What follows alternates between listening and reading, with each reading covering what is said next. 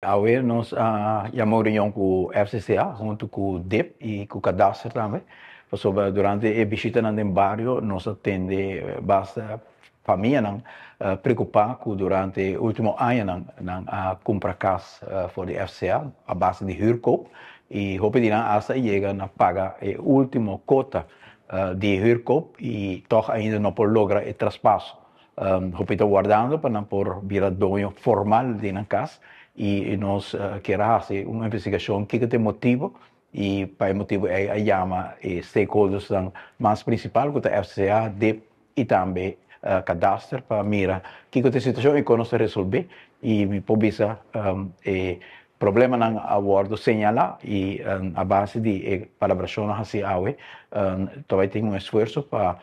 por lo menos 100 de casa aqui, que o abordo vendi, que já acaba se agora completamente pagar ou tem traspasso final para pôr assim entrega oficial de casa que também na estão guardando para virar dono oficial, algo que tá uma inquietude hobby grande como é encontrado em vários não que família não que já paga para a casa durante 20, 30 anos huurkoop e no momento que na o último pago também na FCA para fazer traspasso, lugar tem outra complicação que todos trova o traspasso e aí nós chegamos a um acordo que todos que tem rol para resolver o problema aqui, para nós resolver o problema que promete que final de ano, a maioria de nós lo haya na casa oficialmente no nome. Contento com o compromisso de TEP, de FCCA, de cadastro,